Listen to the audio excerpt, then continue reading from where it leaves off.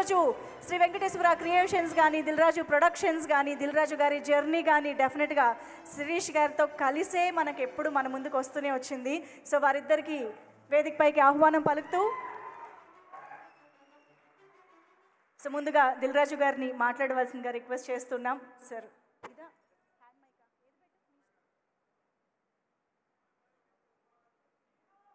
Good evening. So thank you Vijay and Devi. So దేవితో నాకు ఆర్య దగ్గర నుంచి journey almost 22 years. So Devi ఎలా కష్టపడి సాంగ్ చేస్తాడో, బ్యాక్గ్రౌండ్ స్కోర్ చేస్తాడో, ఒక సినిమాని సూపర్ హిట్ చేస్తాడో నాకు బాగా తెలుసు. సో మీ అందరితో ఈరోజు ఈవెంట్ ఉన్నప్పుడు నేను దేవిని అడగడము, దేవి హైదరాబాద్లో ఉన్న వస్తాను సార్ అని రావడం, థ్యాంక్ యూ దేవి. అలాగే విజయ్.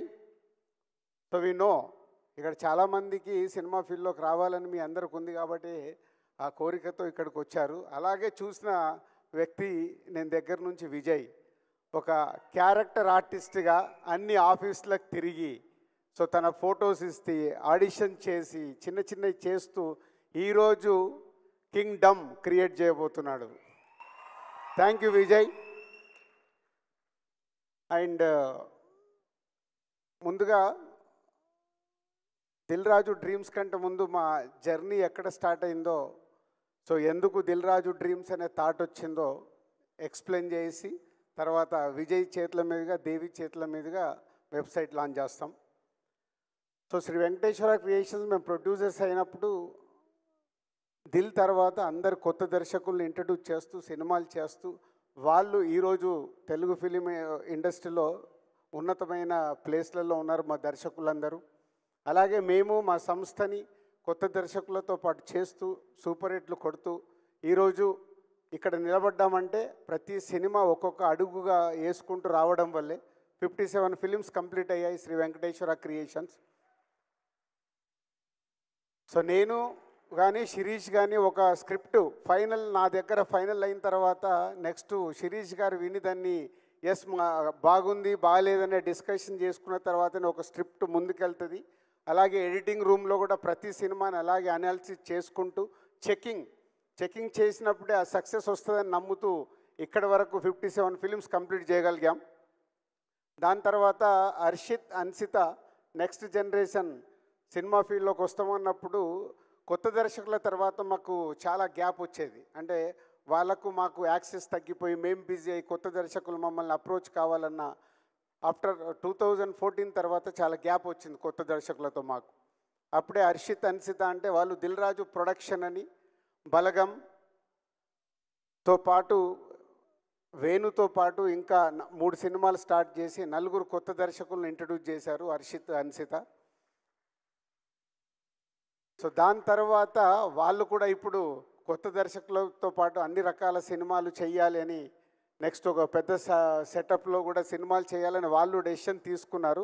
అలాంటి టైంలోనే అరే ఎలా కొత్త దర్శకుల్ని కానీ కొత్త ఆర్టిస్టులను కానీ కొత్త టెక్నీషియన్స్ కానీ అలాగే కొత్త ప్రొడ్యూసర్ చాలామంది ఇండస్ట్రీలోకి రావాలని ఉంటుంది, వాళ్ళకు సరి అయిన గైడెన్స్ ఉండదు. అలాంటప్పుడు ఏం చేస్తే బాగుంటుందని వచ్చిన ఐడియానే ఈ దిల్రాజు డ్రీమ్స్. సో ఈ దిల్రాజు డ్రీమ్స్ శ్రీ వెంకటేశ్వర క్రియేషన్స్ ఉంది, మాకు దిల్రాజు ప్రొడక్షన్స్ ఉంది, దిల్రాజు డ్రీమ్స్ ఎందుకని చాలామంది అడిగారు. అప్పుడే మాకు వచ్చిన ఐడియాని నేను ఎక్స్ప్రెస్ చేయడం జరిగింది. వెంకటేశ్వర క్రియేషన్స్ అంటే భారీ భారీ సినిమాలు తీస్తున్నాం, దిల్రాజు ప్రొడక్షన్స్ అంటే కొత్త వాళ్ళ తర్వాత ఇప్పుడు వాళ్ళు మార్కో డైరెక్టర్తో సినిమా అనుకుంటున్నారు. వేర్ ఫోకస్ చేస్తున్న సినిమాల మీదనే ఫోకస్ చేస్తాం కాబట్టి కొత్త టాలెంట్ కోసము టోటల్గా ఒక కొత్త టీమ్నే ఫామ్ చేసినప్పుడే చాలామంది సినిమా ఇండస్ట్రీలోకి రావాలనుకునే వాళ్ళకు ప్రాపర్ ప్లాట్ఫామ్ అవుద్దనే ఆలోచనతో నేను శిరీష్ గారు ఈ నిర్ణయం తీసుకోవడం జరిగింది. దానికోసము ప్రాపర్ టీమ్ అంటే మాకు కొత్త డైరెక్ట్గా మేము కథలు వినేసి మేము ఫైనల్ చేసి సినిమాలు తీసే మాకు కొత్త ఇప్పుడు దిల్రాజు డ్రీమ్స్కి ప్రాపర్గా ఒక ఆర్గనైజేషన్ కంపెనీ లాగా ఒక సీఈఓతో సహా ఆల్ టెక్నీషియన్స్ని ఫైనల్ చేయాలన్న ఒక స్క్రిప్ట్ ఫైనల్ చేయాలన్న ప్రాపర్ యంగ్ జనరేషన్ టీముని ఫామ్ చేశాము. వాళ్ళ దగ్గరికి తర్వాత ఇప్పుడు వెబ్సైట్ అయిన తర్వాత మళ్ళీ డీటెయిల్గా మీకు అవన్నీ చెప్తాను. సో ఇలా సినిమా ఇండస్ట్రీలోకి రావాలనుకునే చాలామంది గురించి ఎందుకు వచ్చింది ఇది థాట్ అని అంటే చాలామంది నేను ఛాంబర్ ప్రెసిడెంట్గా ఉన్నప్పుడు ప్రొడ్యూసర్గా రావాలని అప్లికేషన్ పెట్టుకుంటారు, వాళ్ళ బ్యానర్ రిజిస్ట్రేషన్ చేసుకుంటారు. అప్పుడు ఛాంబర్ ప్రెసిడెంట్గా ఉన్నప్పుడు ఆ మీటింగ్స్లో నేను అడిగేవాడిని వాళ్ళందరినీ, ఎందుకు రావాలనుకుంటున్నారు, వాట్ ఈస్ మీ విజన్, అంటే డబ్బు ఉందని సినిమా తీద్దాం అనుకుంటున్నారా, ప్యాషన్తో సినిమా తీద్దాం అనుకుంటున్నారు, అంటే రకరకాల ఐడియాలజీ. బట్ ఎవరికి అక్కడ రిజిస్ట్రేషన్ చేస్తున్నారు కానీ సినిమాకు ఎలా మొదలు పెట్టాలి, ఎలా కంప్లీట్ చేయాలి, ఎలా రిలీజ్ చేయాలి అనేది ఎవరిలో నేను క్లారిటీ చూసేవాడిని కాదు. అలాగే నేను యూఎస్ వెళ్ళినప్పుడు వాళ్ళ ద్వారా వీళ్ళ ద్వారా కొన్ని వీడియోలు తీసుకొచ్చి చూపించేవాళ్ళు.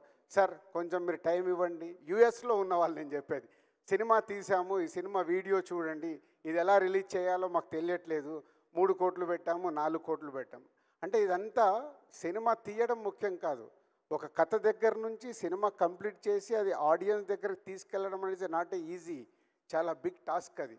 సో ఇవన్నీ చూసిన తర్వాత ఆ సినిమాల్లో యాక్ట్ చేసిన యాక్టర్స్ ఉన్నారు, టెక్నీషియన్స్ ఉన్నారు, వాళ్ళందరికీ ఒక సినిమా ఫీల్డ్లోకి రావాలి అనే ఒక ఆతృత ఉంది. కానీ యాక్ట్ చేసేసి ఆ సినిమా సరిగ్గా రీచ్ అవ్వలేదనుకో వాళ్ళ సమయం వృధా, టెక్నీషియన్స్ కానీ ఆర్టిస్టులకు కానీ, అలాగే ప్రొడ్యూసర్స్కి మనీ వేస్ట్. ఇవన్నిటి నుంచి పుట్టిన ఆలోచననే రైట్ ప్లాట్ఫామ్ క్రియేట్ చేసినప్పుడు రైట్ పీపుల్ సినిమా పైన ఇంట్రెస్ట్ ఉన్న వాళ్ళని తీసుకురావడానికి అవకాశం ఉంటుందనే 2 years బ్యాక్ వచ్చిన ఈ థాట్ని ఇక్కడ వరకు తీసుకొచ్చాం. ఈరోజు మీ అందరి ఆధ్వర్యంలో ఆ వెబ్సైట్ లాంచ్ చేయబోతున్నాం.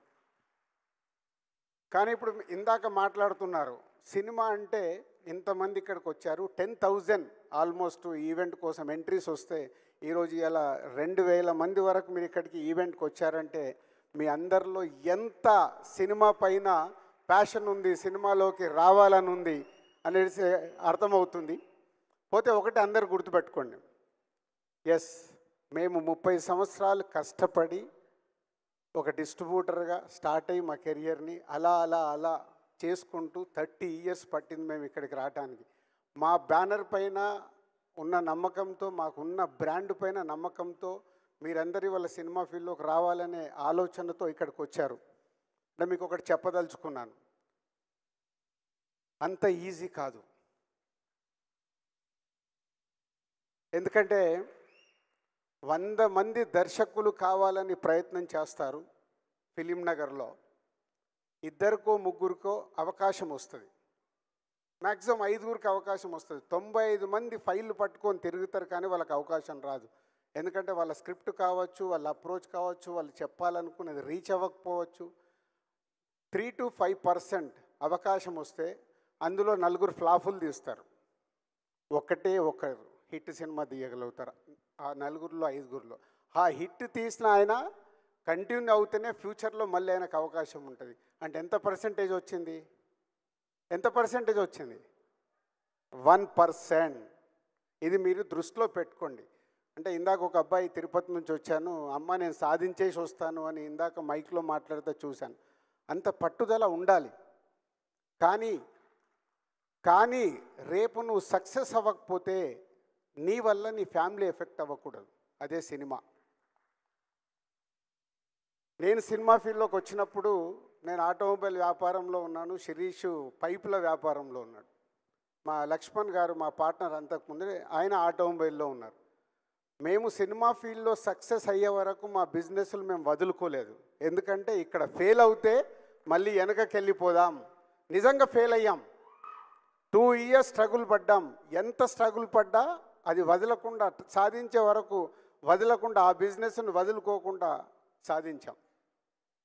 అంతేకాదు మా జీవితంలో ఇంకొకటి చెప్తాను, ఇది అంటే మీకు సక్సెస్ పర్సంటేజ్ ఓన్లీ 100 మంది ప్రయత్నం చేస్తే ఒక్కరికే ఉంటుంది. దర్శకుడు కావచ్చు, యాక్టర్ కావచ్చు. యాక్టర్ కూడా చాలామంది అనుకుంటారు, మనకు చెప్తూ ఉంటారు, చాలా బాగున్నావు, నువ్వు యాక్టర్ అయిపోవచ్చు.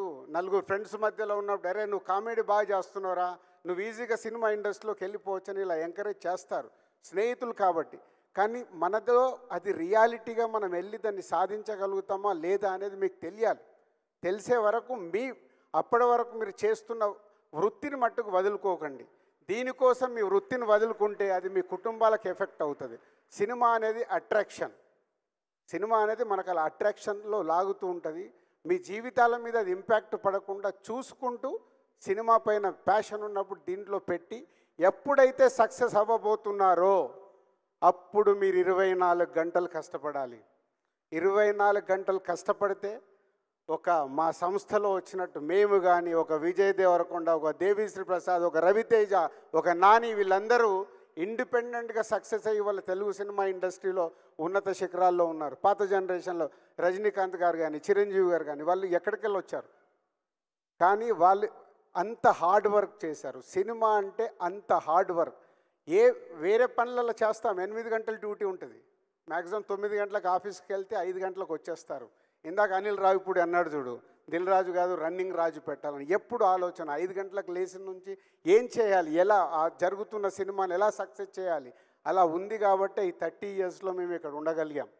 సో ఇండస్ట్రీలోకి రావాలంటే మొదటిది మీ వల్ల మీ కుటుంబానికి ఎఫెక్ట్ అవ్వకూడదు.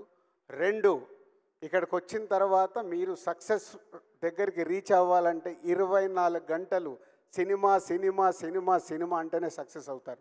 ఇది గుర్తుపెట్టుకోండి. సినిమా ఫీల్డ్లోకి వచ్చేస్తారు. సరే, ఇప్పుడు దిల్ రాజు డ్రీమ్స్ అనేది మేము ఏదో ప్లాట్ఫామ్ క్రియేట్ చేస్తున్నాం. దీని ద్వారా మీరు అప్లికేషన్లు ఇస్తారు. దాన్ని మా టీం స్క్రూట్నీ చేసి టాలెంట్ ఎలా ఉంది ఏంటి అని వాళ్ళు స్టడీ చేసి, వాళ్ళు టీంలో మెజారిటీ పీపుల్ లైక్ చేసిన తర్వాత అది మా దగ్గరకు పంపిస్తారు. ఇది మీరు చెక్ చేయండి. అప్పుడు మా దగ్గరకు వచ్చాక ప్రతి వీక్ మేము కొంచెం టైం స్పెండ్ చేసి దాన్ని చెక్ చేసి ఓకే చేస్తాం. కానీ చాలామంది రిజెక్ట్ అవుతారు. అది గుర్తుపెట్టుకోండి. చాలామంది రిజెక్ట్ అయినప్పుడు మీరు వీక్ అవ్వకూడదు. అరే, దిల్ రాజు డ్రీమ్స్ మేము పెట్టాం, మమ్మల్ని రిజెక్ట్ చేశారని. మీలో టాలెంట్ ఉన్నప్పుడే, ఆ టాలెంట్లో నేను చెప్పాను కదా 1 to 5 మెంబర్స్, ఆ 5లోకి వెళ్ళాలంటే మీలో ఎంతో టాలెంట్ ఉంటే కానీ ఆ 5లోకి వెళ్ళలేరు. 95% వెనకకి వెళ్తారు. సో దీన్ని మీరు దృష్టిలో పెట్టుకొని ఎప్పుడు ఆ కాన్ఫిడెంట్గా మీలో ఉన్నప్పుడే సక్సెస్ అవుతారు. అలాగే సినిమా ఫీల్డ్లోకి వచ్చిన తర్వాత చాలా మోసాలు ఉంటాయి. ఇక్కడ మోసాలంటే సినిమాలోకి రావడానికి చాలామంది ప్రొడ్యూసర్లు ఉంటారు. ఎప్పుడు చెప్తారు, సార్ మేము 2 crores అనుకొని మొదలు పెట్టాము, 4 కోట్లు అవుతుందని. మొదలు పెట్టడానికి మన చుట్టుపక్కల ఉన్న వాళ్ళు 2 కోట్లే చెప్తారు, అయిపోయే వరకు అది 4 కోట్లు అవుతుంది. మీరు ఆస్తులు అమ్ముతారు, సినిమా తీయాలనేది ఎక్కడి నుంచి అప్పు తీసుకొస్తారు, మధ్యలో స్టక్ అయిపోతారు. Be careful. సినిమా ఫీల్డ్లోకి ఒక ప్రొడ్యూసర్ కావాలంటే మీకు అవగాహన ఉండాలి.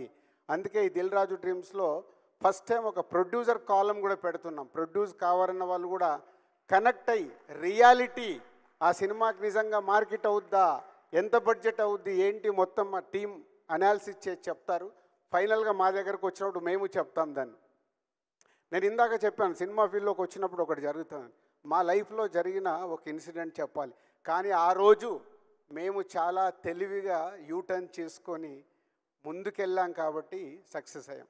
1996లో మేము సినిమా ఫీల్డ్లోకి వచ్చినప్పుడు మహేందర్ రెడ్డి గారని మా కజిన్ బ్రదర్ ద్వారా ఇండస్ట్రీలోకి వచ్చి తర్వాత మేము ఓన్గా స్టార్ట్ చేసాం.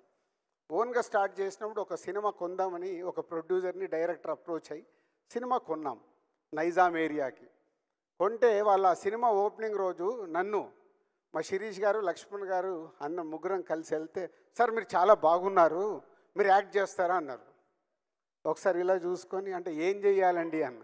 ఒక చిన్న క్యారెక్టర్ ఉంటుంది సార్, చెయ్యండి, ఎలాగో మీరు సినిమా కొన్నారు కదా అని. మేము చూసుకొని ఒక ప్రయత్నం చేద్దాము ఏముంది అని అనుకున్నాం. సో ఆ ఓపెనింగ్కి వెళ్తే శిరీష్ గారికి, నాకు, లక్ష్మణ్ గారికి అన్ని బ్యానర్లు కట్టారు. లేని మనకు అన్ని బ్యానర్లు కట్టారు, అసలు మనమే కొత్త వాళ్ళము, మనకు అంత సీన్ లేదు, వీళ్ళు ఎందుకు బ్యానర్లు కట్టారని మాకు ముందు డౌట్ వచ్చింది. వెళ్ళిపోయాము, పూజా కార్యక్రమాలు అయినాయి, వాళ్ళు షూట్ ఏదో చేసుకుంటున్నారు, మమ్మల్ని కూర్చున్నాము, మధ్యాహ్నం భోజనం చేశాము. 2:30 తర్వాత ఎవరు వచ్చి నాకు ఇలా మేకప్ వేశారు. మేకప్ వేస్తే శిరీష్ గారు, లక్ష్మణ్ గారు ముగ్గురం కూర్చున్నాము. అలా కూర్చున్నాం. 2:30 అయిపోయింది. ఈవినింగ్ 5:45, 6 టైంలో పిలిచి, సార్ మీకు షాట్ వచ్చింది రండి అన్నారు. షాట్ వెళ్తే ఒక అమ్మాయిని నన్ను పట్టి ఒక గంట కొట్టించారు. గంట కొట్టి మేము రిటర్న్లో వెళ్ళేటప్పుడు మేము ముగ్గురం ఒక కారులో వెళ్తూ, ఆహా ఏం సోప్ వేసాడు మనకు. అంటే ముందు ఆ సినిమా కొన్నాము, కొంటూ వాళ్ళతో జర్నీ చేయడానికి ఏం సోప్ వేశారని రియలైజ్ అయ్యి నెక్స్ట్ డే మార్నింగ్ వెళ్ళి, దయచేసి యాక్టింగ్లు ఇవి మాకు వద్దండి, సినిమా కొన్నాము, మీరు సినిమా కంప్లీట్ చేశాక చూద్దామని. ఆ రోజు అక్కడి నుంచి మేము ఎగ్జిట్ అయినామంటే మళ్ళీ ఆ సినిమా గురించి మేము ఆలోచించాలి. ఇచ్చిన డబ్బు వదిలేసుకున్నాం. వదిలేసుకొని నెక్స్ట్ ఏంటని మళ్ళీ మొదలు పెట్టాం. అంటే ఆ రోజుకిన మేము ఆ ఆలోచనకు రాకుంటే మేము అక్కడే ఆగిపోయేవాళ్ళం. అక్కడ జరుగుతున్నది అర్థం చేసుకొని మేము ముగ్గురం మాట్లాడుకొని బయటకు వచ్చి ఇంకా మనకి ఇది వద్దు వాట్ నెక్స్ట్ అని ముందుకు వెళ్ళిపోయి నెక్స్ట్ సినిమాలు ఏంటని దాని మీద ఫోకస్ చేశాం. అంటే మీకు ఎందుకు ఎగ్జాంపుల్ చెప్పానంటే మా లైఫ్లో బిగినింగ్లో జరిగిందంటే సినిమా ఫీల్డ్లో ఇలాంటివి చాలా జరుగుతూ ఉంటాయి. సో ఇండస్ట్రీలోకి రావాలనే వాళ్ళు చాలా ఆలోచించుకొని మన చుట్టుపక్కల జరిగేటి అవగాహనతో చూసి ముందుకు రావాలి. అర్థమైందా? ఇది నేను ఎప్పుడు ఎక్కడ ఏ మీడియాలో కూడా చెప్పలే, కానీ ఈరోజు ఈ ప్లాట్ఫామ్ మీద ఎందుకు చెప్పాలనుకున్నామంటే 10,000 మంది మాకు రిజిస్ట్రేషన్స్ వచ్చాయి ఈ ఈవెంట్కి రావడానికంటే వరల్డ్ వైడ్గా 1,00,000 నుంచి 2,00,000 మంది ఈరోజు సినిమా ఫీల్డ్లోకి రావడానికి ఈ ప్లాట్ఫామ్ని వాడుకోవడానికి సిద్ధంగా ఉన్నారనేది మాకు అర్థమైంది. సో వాళ్ళందరికీ ఈ డయాస్ నుంచి నేను చెప్పాలనుకున్నది చెప్పాను. And thank you very much. మన విజయ్ దేవరకొండ గారు దేవి గారితో వెబ్సైట్ లాంచ్ చేసిన తర్వాత మళ్ళీ కంటిన్యూ చేస్తాం. ఏదైనా క్వశ్చన్స్ కానీ ఏదైనా ఉంటే కంటిన్యూ చేస్తాం. Thank you so much Dil Raju garu. నిజంగా మీ ఈరోజు స్పీచ్